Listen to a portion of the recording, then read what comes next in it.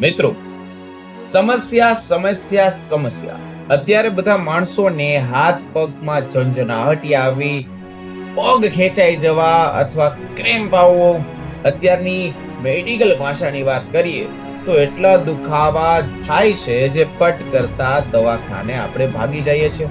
નાનું એવું માથું ચડવું તો કે દવા, કાંઈ પણ વસ્તુ થાય તો કે દવા. પછી આ દવાના સ્વરૂપે તમને જે અંદર પ્રોબ્લેમ થાય છે, જે ઉત્પન્ન થાય છે, તેની કોઈ સીમા નથી. કારણ કે પેટમાં એસિડિટી વધવી, ગેસ વધવો, ઊંધો ગેસ ચડવો અને નોર્મલ એક સમસ્યા જે કબજિયાતની થાય છે. હંમેશા માણસોને કબજિયાત સતાવતી રહે છે. એવી સમસ્યા વિશે આજે હું વાત કરવાનો છું જે આ બધી વસ્તુને પટ કરતી નષ્ટ કરશે. આ મિત્રો, અત્યારે એવી સમસ્યા જે ઘરે ઘરે જોવા મળશે. પહેલાના જમાનાના માણસોની વાત કરીએ તો 80-85 વર્ષ સુધી ખેતરમાં કામ કરતા, ખેતરમાં ખોદકામનું કામ કરતા. અને અત્યારનો સમય જોઈએ તો 25 થી 30 વર્ષના વ્યક્તિઓ જુવાન થાય તો ઘર બેઠા બેઠા જ થાકી જાય છે. કાંઈ પણ કાર્ય કરે છે તો થાકી જાય છે. જેવી ઉંમર 22 થી 23 વર્ષ કે 25 વર્ષનો થાય તો તે ઘરડો દેખાવા લાગે છે. તેના ઉંમર કરતા તે વધારે દેખાવા લાગે છે. અત્યારનો સમય ઘણા બધા પ્રોબ્લેમ હોય છે. થોડુંક હાલતા, બેઠા બેઠા થાક ચડવો, થોડુંક કામ કરે તો જોર જોરથી શ્વાસ ચડી જવો. ઘણા બધા માણસો કહેતા હોય કે સર, આનું મોટું કારણ શું છે? મિત્રો, એક જ કારણ છે, એક જ વસ્તુ જે શરીરમાં ઘટે છે. તેનું નામ છે વિટામિન B12 ની કમી. હા મિત્રો, આપણા ગુજરાતીઓ જેવા કે મોટા ભાગના વ્યક્તિઓ હોય છે તે શાકાહારી હોય છે. એમને આ સમસ્યા સીધી સતાવે, સૌથી વધારે સમસ્યા સતાવે. જે લોકો માંસાહારી છે, જે ઈંડા ખાય છે, બધી વસ્તુઓ ખાય છે, તેને B12 ની કમી કદી પણ પ્રોબ્લેમ નથી. આપણા જેવા શુદ્ધ શાકાહારી લોકોની વાત કરીએ તો એને આખી જિંદગી શું ગોળિયું જ ખાધા રાખવાની, ગોળિયું જ ગળવા રાખવાની? ના મિત્રો, આખો દિવસ સુધરી જાય તેવો નુસ્ખો હું તમને આજે કહેવાનું છું. તમારા દુખાવા પટ કરતા દૂર થઈ જશે. હું તમને આજે એવો જોરદાર, દેશી, સસ્તો નુસ્ખો કહેવા જઈ રહ્યો છું જે તમારા શરીરમાં B12 ની જે કમી છે તે ફેક્ટરી છે તે ચાલુ કરી દે. સાથે જ હું તમને 5 એવા શાકભાજી વિશે વાત કરવા જઈ રહ્યો છું જે કઈ છે તમારા રોજિંદા ખોરાકમાં લેવી જરૂરિયાત છે, જરૂર છે. કારણ કે ઘણા બધા પ્રોબ્લેમ આનાથી તમારે નષ્ટ થઈ જશે. મિત્રો, ચાલો વિડીયોની શરૂઆત કરીએ. મારી વાતો અથવા મારા નુસ્ખા તમને ગમે તો વિડીયોને જરૂર લાઈક કરજો, તમારા સગાવાલાને જરૂર શેર કરજો. કોઈ બીજાનું પણ ભલું થાય એવું કરજો. મિત્રો, આ વિડીયો તમારા સગાવાલાને શેર કરવાથી જો એને દુખાવા હોય તો પણ દૂર થઈ જાય. પહેલી વસ્તુ આપણે ડીપમાં વાત કરશી કે વિટામિન B12 આપણા શરીરમાં ઓછું કેમ થઈ જાય છે. આપણા બાપ દાદાઓ પણ શાકાહારી જ હતા, એને કદી પણ કઈ ઘટતું નહોતું. મિત્રો, મુખ્ય 3 કારણો છે, ધ્યાનથી સાંભળજો. પહેલું અને સૌથી મોટું કારણ ગેસ અને એસિડિટીની ગોળીઓ. આ મિત્રો, અત્યારે લોકો જરાક ખાટા ઓડકાર આવે અથવા પેટમાં બળતરા થાય એટલે તરત જ તે મેડિકલ સ્ટોરમાં જઈને પેલી ગેસની ટીકડી લઈને ઘરે આવે છે. તમે નામ તો સાંભળ્યું જશે, DSR, પ્રેસિટોલ્સ, એવી બધી ઘણી બધી અલગ અલગ નામની, અલગ અલગ કલરની ગોળીઓ આવે છે. હવે એમાં શું થાય કે રોજ સવારે ભૂખ્યા પેટે આ ગોળીઓ ખાવ છો જેથી તમારા પેટમાં એસિડ બનતું બંધ થઈ જાય છે. તેમણે તમને લાગે કે હા, શાંતિ થાય. મિત્રો, ખોરાક પચાવવા માટે અને ખોરાકને વિટામિન B12 ને ખેંચવા માટે પેટમાં એસિડની વધુ જરૂર પડે છે. તમે ગોળીઓ ખાઈને પેટની સિસ્ટમ છે, અંદરના જે આંતરડા છે તે નબળા પડી જાય. એટલે હવે તમે ગમે તેટલું સારું ખાઓ, ગમે તેટલું તમે પ્રોટીન વાળું ખાઓ તો પણ પેટમાં પરફેક્ટ પચતું નથી. આશ્ચર્યચકિત વાત એ છે કે ગેસ મટાડવા ગયા હોય તો સામે નબળાઈ ઊભી થાય. બીજું કારણ કડક શાકભાજી ડાયટ. ઘણા લોકો દૂધ, દહીં, છાશ પણ નથી ખાતા, સાવ જ શાકભાજી. હા મિત્રો, શાકભાજી જે છે તેની આધાર રાખે તે પહેલાના જમાનામાં માણસો શાકભાજી જમીનમાં સીધા આવતા માટીવાળા એવા બેક્ટેરિયા હતા જે B12 બનાવતા હતા. હવે આપણે શાકભાજી આખા કેમિકલ વાળા ખાઈએ છીએ, કેમિકલ થી ભરપૂર ખાય છે, કેમિકલ્સના પાણીથી ધોયેલા હોય. પહેલું કુદરતી B12 સાવ ત્યાં ને ત્યાં ધોવાઈને તમારી પાસે આવે છે. એટલે આની માત્રા શાકભાજીમાં ખાવાથી પણ B12 પૂરેપૂરું નથી થતું. ત્રીજું કારણ જે સૌથી અગત્યનું ને બધાને હોય, નબળું પાચન અને આંતરડાની સમસ્યા. જેને વારંવાર ઝાડા થઈ જતા હોય, પેટ ભારે લાગતું હોય, કબજિયાત રહેતું હોય, તો મેડિકલ ભાષામાં IBS એટલે કે ઇરિટેબલ બાઉલ સિન્ડ્રોમ કહેવામાં આવે છે. એમના આંતરડા એટલા નબળી પડી ગયા છે કે તે ખોરાકમાંથી પોષણ હવે ખેંચી નથી શકતા. હવે તમને ખબર કેમ પડે કે તમારા શરીરમાં મિત્રો B12 ઓછું થાય છે? લેબ ટેસ્ટ કરાવો તમે શકો છો, અથવા તમારું શરીર જે છે તે અલાર્મ વગાડે જુદી જુદી રીતે. આમાંથી કઈ રીતે તમને કહું. હાથ પગના તળિયામાં ઝંઝનાહટી આવી, બળતરા થવી, તમને એવું લાગે કે કરોડો સોય તમને કોઈ મારતું હોય, થાક લાગવી, નબળાઈ થવી, સવાર ઉઠો ત્યારે એમ થાય કે પાછા હવે સૂઈ જાય.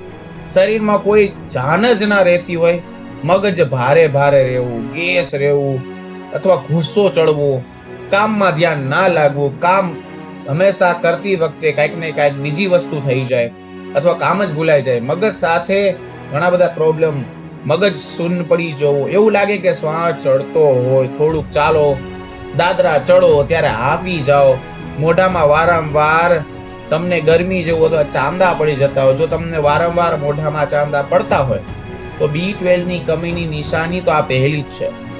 જો તમે લેબ રિપોર્ટ કરાવો છો, જો તમારું B12 લેવલ 200 થી નીચે આવે તો સમજો કે તમને હવે આની ભારી કમી થઈ ગઈ છે. 300 થી 900 ની વચ્ચે હોય તો તમારે કોઈ પણ ચિંતા કરવાની જરૂર નથી, એકદમ ફિટ છો. હવે વાત કરીએ ઈલાજ. જો રિપોર્ટમાં થોડું પણ ઓછું આવ્યું કે તમારે ઉપર કીધું કે સામાન્ય લક્ષણો મેં તમને જે કહ્યા પહેલા તમને દેખાણા, તો આ ફોર્મ્યુલા તમારા માટે જ છે. આ જાદુઈ જેવું કામ કરશે. આ કોઈ ગોળીઓ ખાવાની જરૂર નથી. ખોરાક છે જે તમારા પેટમાં એટલું મજબૂત બનાવશે, થઈ જશે જાતે જ ખોરાકમાંથી B12 બનવા લાગશે, ખેંચાતું રહેશે. આ ફોર્મ્યુલા બનાવવા માટે તમારે માત્ર 4 વસ્તુઓ જોશે જે તમારા રસોડામાં જ છે. નંબર 1 ની વાત કરું તો 1 શેકેલા ચણા, એટલે કે પોતળા વાળા. બજારમાં 2 જાતના ચણા આવે છે, એક પોતળા વગરના અને એક લાલ પોતળા વાળા. આપણે પોતળા વાળા જ લેવાના છે, એકદમ સાફ કરેલા. નંબર 2 મુનકા, એટલે કે વાત કરીએ શુદ્ધ દેશી ગુજરાતી ભાષામાં તો કે મોટી દ્રાક્ષ. સામાન્ય સૂકી દ્રાક્ષ નહીં, પણ પહેલી બીજ વાળી મોટો મુનકો આવે એ લેવાનું છે. નંબર 3 જમાયેલું દહીં ઘરનું. આ મિત્રો આપણે હીરો કહેશે. બજારમાં જે મળે છે દહીં પેકેટ વાળું, એ તમારે નથી વાપરવાનું. ઘરે સરસ મેળવાનું છે, જમાવાનું છે, તાજું દહીં જ તમારે લેવાનું છે. આગળની વસ્તુ તો કે શેકેલું જીરું. હા મિત્રો, આખા ઘરમાં સુગંધ આવે તેવું ધીમા તાપે શેકેલું જીરું, આખું હોય તોય ભલે, તેને પાવડર કરી નાખો તોય ચાલશે. હવે તેને બનાવવાની રીત બરાબર ધ્યાનથી સમજો. રાત્રે સૂતા પહેલા 1 વાટકીના 3 ચમચી શેકેલા ચણા લેવાના અને તેને પીવાના પાણીમાં પલાળી દેવાના. બીજી 1 નાની વાટકી લેવાની, તેમાં 3 મુનકા લેવાના છે. મુનકાની અંદર પેલું બીજ નાખવાનું નથી, ખાવાનું નથી. મિત્રો 3 મુનકાને પાણીમાં પલાળી દેવાના. બસ રાત્રે આટલું કરીને તમે સૂઈ જાઓ. હવે સવારે પડે એટલે શું કરવાનું? જો તમે દહીં ફ્રીજમાં રાખ્યું હોય તો સવારે ઉઠીને તરત બહાર કાઢી લેવાનું, જેથી ખાવા ટાઈમે તમને એકદમ ઠંડુ બરફ જેવું ના લાગે. સામાન્ય તાપમાનમાં ખાવાનું છે. સવારે તમારે ચા નાસ્તો કરી લેવાનો, એના પછી આ પ્રયોગ કરવાનો છે. તમારે 1 નાની વાટકી જેટલું તજ બાજુના ઘરે મિત્રો જે જમાયેલું દહીં છે તે લેવાનું છે. રાત્રે પલાળેલા પહેલા ચણા એટલે કે પાણીમાં કાઢી નાખવાના. પહેલા પલાળેલા મુંજકા પણ એટલે કે દ્રાક્ષ કાઢી લેવાની. ઉપરથી તમારે 1-2 ચમચી જેટલો શેકેલા જીરાનો પાવડર ભમરાવી નાખો, એટલે નાખી દેવાનો. બસ તમારે આ અમૃત હવે તૈયાર થઈ ગયું છે.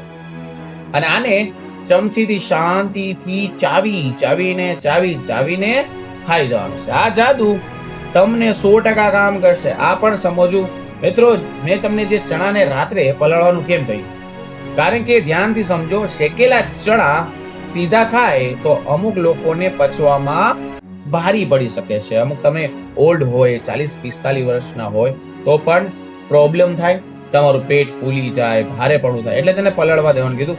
એકદમ હળવા થઈ જાય, પેટ સાફ રાખશે, મુનકા તમારા શરીરમાં લોહી વધારશે, નબળાઈ દૂર કરશે, અને તમારી જે તાસીર છે મિત્રો તો થોડીક ગરમ હોય તો તેમાં પણ ફાયદો થાય. રાત્રે પાણીમાં પલાળી દો એટલે એની ગરમી જે છે તે નીકળી જાય, તમને નુકસાન નહીં કરે. દહીંમાં શું હોય છે તો કે દહીંમાં સારા બેક્ટેરિયા હોય. આપણા આંતરડામાં સારા બેક્ટેરિયા વધશે તો પાચન ઓટોમેટિકલી સુધરશે. એટલે B12 જે છે તે વપરાશે. જીરું તમને ગેસ કે આફરો ચડવા નહીં દે. આ મિત્રો, આ ચારે ભેગા મળશે તો તમારા પેટની સિસ્ટમ છે એકદમ પાવરફુલ બની જશે. એક ખાસ વસ્તુ તમને કહું, ધ્યાન રાખવાની બાબત, જો તમે સવારના નાસ્તામાં ચા, કોફી, દૂધ પીતા હોય તો આ દહીં વાળો નુસ્ખો, હા મિત્રો, દહીં વાળો નુસ્ખો ખાવાની વચ્ચે ઓછામાં ઓછા તમારે 1 થી 1.5 કલાકનો ગેપ રાખવાનો છે. દૂધ અને દહીં ક્યારે સાથે નથી ખાવાનું. આયુર્વેદમાં તેને વિરુદ્ધ આહાર તરીકે કહેવામાં આવ્યું છે. એટલે નાસ્તા કર્યાના 1 કલાક પછી આ વાટકી ખાઈ લેવાની. 24 કલાકમાં માત્ર તમે એકવાર જ ખાવાનું. આ નુસ્ખો એકવાર જ કરવાનો છે. હવે તમને ફાયદા કહી દીધા છે, પણ ક્યારેક ચેતવણી પણ કહેવું જરૂરી છે, મારી ફરજ છે. ધ્યાનથી સાંભળો. આ પ્રયોગ કોને નથી કરવાનો? નંબર 1 ની વાત કરીએ તો જે લોકોને ડેરી પ્રોડક્ટ એટલે કે દૂધ, દહીંની એલર્જી હોય એમને દહીં વાળો પ્રયોગ નથી કરવાનો. બીજું તો કે ડાયાબિટીસ, હાઈ બીપી રહેતું હોય તેને મુનકા એટલે કે દ્રાક્ષ ખાતા પહેલા ડોક્ટરની સલાહ લેવી જરૂરી છે, કારણ કે તમે કુદરતી જે મીઠાશ છે એ લ્યો છો. ત્રીજું તો કે કિડનીની ગંભીર બીમારી હોય તેને પણ ડોક્ટર ચોખ્ખું કહે છે કે પ્રોટીન વાળી વસ્તુ ઓછી ખાઓ. મિત્રો, ચણાનું પ્રમાણ ઓછું રાખવાનું છે. જેને કિડનીની ગંભીર બીમારી છે ડોક્ટરને પૂછીને જ લેવાનું છે. તાત્કાલિક તમારે દોડી જવાનું છે. મિત્રો, ઘરગથ્થુ ઉપાય છે, કામ કરતા પણ સમય લાગે. આ જાદુની લાકડી નથી. જો તમારા શરીરમાં તમે ફટ કરતું ખાધું અને ફટ કરતું તમને પ્રોબ્લેમ અથવા તમને નુસ્ખો કામ આવે. મિત્રો, નીચે મુજબ હું તમને વાત કરું, ગંભીર લક્ષણો દેખાય તો રાહ નથી જોવાની, સીધા હોસ્પિટલે જવાનું છે. જો તમને ચક્કર ખાઈને પડી જાવ છો, તો તમને તમારા હાથ પગમાં સાવ ખોટા પડી ગયા હોય, બહેરાપણું આવી ગયું, જો તમારી યાદશક્તિ સાવ જતી રહી હોય, તો તમે રસ્તો ભૂલી જાઓ છો, છાતીમાં ધબકાર એકદમ વધી જતા, આવા સમયે ડોક્ટરની તાત્કાલિક તમારે સારવાર લેવી જરૂર છે. B12 જે છે એના ઇન્જેક્શન પણ મળે છે. આ વખતે ઇન્જેક્શન લેવાના કોઈ સંકોચ કર્યા વગર તમારો જીવ બચાવવા માટે તમારે આ પહેલા ઇન્જેક્શન લેવા પણ જરૂર છે. મિત્રો, પછી ધીમે ધીમે મેં તમને આ નુસ્ખો કહ્યો તે આહારનો સુધારો કરો, અને આ 5 વસ્તુ તમને ફટાફટ મેં તમને કહી દીધી. તમારે રોજ જમવાનું છે, સામેલ કરવાનું છે, જેથી ભવિષ્યમાં ક્યારે પણ આ કમી ના આવે. પહેલું ની વાત કરું તો કે પનીરમાં સારું એવું B12 હોય છે. અઠવાડિયામાં 2 થી 3 વાર પનીરનું શાક, કાચું પનીર ખાવું જરૂરી છે. બીજું તો કે દહીંમાં નુસ્ખો કહ્યો તે તમે રોજ બપોરે જમતી વખતે 1 વાટકી મોળું દહીં ખાવાથી પેટમાં અમૃત બને છે. બીજું તો કે ચીઝ અને પનીર. ચીઝમાં ગોટાળો ન કરતા પનીર એટલે કે દૂધમાં લીંબુ કે વિનેગર નાખીને ફાડી બનાવવામાં આવે છે. ત્યારે જે ચીઝ જે છે તે આપણા ઘરનું બનાવેલી આ પ્રક્રિયાને ખાસ કરીને જે આમાં બેક્ટેરિયા હોય છે તે પણ આપણા કારણે બાળકોને ચીઝ બહુ ભાવે છે. તો મેં તમને કહ્યું કે લીંબુ નાખીને તમે આવી રીતના બનાવી શકો છો. ઘર બેઠા વસ્તુ બનાવવાની છે. મિત્રો, આ બધી વસ્તુઓ જે બજારના પેકેટવાળા ઓટ્સ કે સવારે દૂધમાં નાખીને ખાવાથી કોર્ન ફ્લેક્સ લાવો છો તમે, સિરિયસલી કહેવાય છે કે હાઈ ફોર્ટિફાઈડ એટલે કે એવી વસ્તુઓ જેમાં કંપની વાળા ઉપરથી વિટામિન ઉમેરે છે. ત્યાં પેકેટ પાછળ વાંચશો તો તમને લખેલું હશે કે આમાં વિટામિન B12 ઉમેરેલું છે, તો પણ સારો ઓપ્શન છે. 5 ની વાત કરું તો દૂધ, છેલ્લું અને સૌથી પૌષ્ટિક. આપણા ગાય કે ભેંસનું દૂધ રોજ 1 ગ્લાસ હળદર વાળું કે સાદું દૂધ પીવાની આદત રાખજો. તેનાથી ફાયદા શું થશે કે તમારા હાડકાં અને નસો બંને મજબૂત રહેશે. છેલ્લી 2 અગત્યની સલાહ દેવા જઈ રહ્યો છું. સારું ખાવાથી કાંઈ નહીં થાય. ખોરાક પચાવવા માટે તમારે થોડીક શારીરિક મહેનત જરૂરી છે. સવારે થોડો કૂણો તડકો લેવો પણ જરૂરી છે. જમતી વખતે મોબાઈલ કે ટીવી બાજુમાં મૂકીને શાંતિથી જમી લેવાનું. ખોરાક એકદમ ચાવીને રસ બનાવીને ખાવાનું છે, જેથી કરીને પાચન તંત્ર સાવ હળવાશ લઈ અને તમને બધું પચે. મિત્રો, શાકાહારી છો તો વર્ષથી 2 વર્ષ એકદમ લેબમાં જઈને ખાલી વિટામિન B12 ચેક કરાવવું જરૂરી છે. અત્યારના જમાનામાં કેટલું ધ્યાન રાખવું તે તમારું ધ્યાન તમારે ખુદને રાખવું પડશે. મિત્રો, આશા છે આ વિડીયો તમને જરૂર પસંદ આવ્યો હશે. તો વિડીયો પસંદ આવે તો વિડીયોને લાઈક કરો, ચેનલને સબસ્ક્રાઇબ કરો.